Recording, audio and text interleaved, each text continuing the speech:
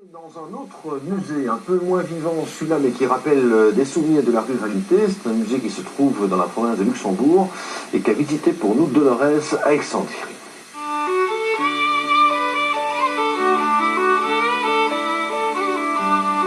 En rentrant dans le bistrot, on commence un voyage vers le passé.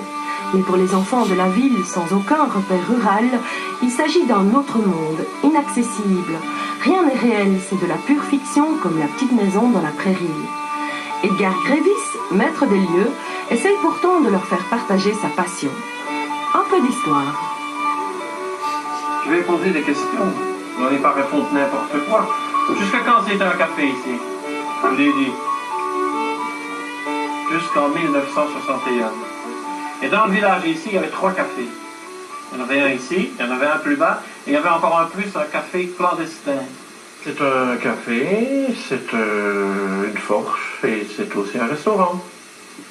C'est une passion. Quand j'étais gosse déjà, eh bien, j'allais chercher les antiquités de mes grands-parents pour garnir ma chambre, donc c'est très vieux.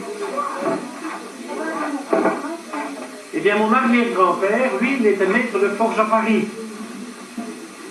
Et il a fait ce tableau qui est là, avec toutes les miniatures de fer à chevaux.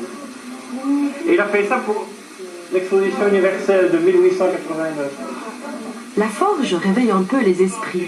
Edgar n'a jamais été forgeron, mais les gestes ancestraux lui reviennent. Pourquoi est-ce qu'on chauffe le fer?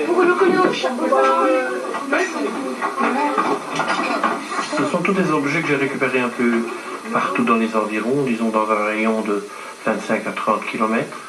Donc une passion, non pas pour l'objet qui pourrait avoir une certaine valeur, mais disons pour ce que l'objet a pu vivre. C'est surtout ça qui m'a guidé. Tous les objets que j'ai, on peut prendre n'importe lequel, il a une petite histoire pour moi. Tous les objets que j'ai en général, ce sont les gens qui me les ont donnés, ou alors qui me les ont vendus si c'était abordable, mais ils ont tous une petite histoire. Je prends tout. Tous les objets ont une certaine valeur quelque part. Si elle n'est pas actuelle, elle viendra avec le temps.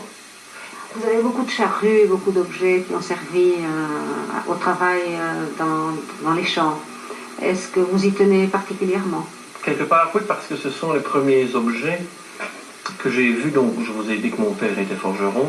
Ça, c'était tout ce qui venait comme matériel agricole et qui était réparé par mon père et par mon grand-père, mais ça, je n'ai pas connu. Donc, ce sont des objets que j'ai commencé à sauver au départ. Ça a été tout ce qui était le matériel agricole, c'est ça que j'ai commencé à mettre de côté. Ensuite est venu tout le reste qui nous entoure. Il y a des choses qui vous tiennent plus à cœur? Les cuisinières. Les cuisinières, parce que c'était surtout ça l'âme d'une maison. Les cuisinières et les horloges. Les horloges, vous allez constater, il y en a un peu partout. Ça, c'était l'horloge qui rythmait la vie. J'aime bien ces objets-là.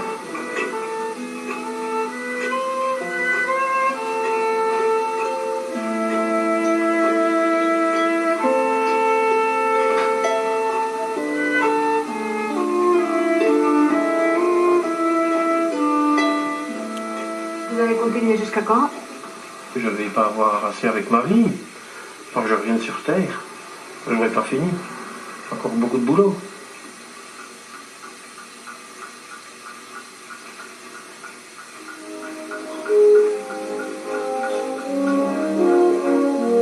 Amour des vieux objets, nostalgie du passé. Edgar Grévis aurait pu signer ces vers de Lamartine. Objet inanimé, avez-vous donc une âme qui s'attache à notre âme et la force d'aimer?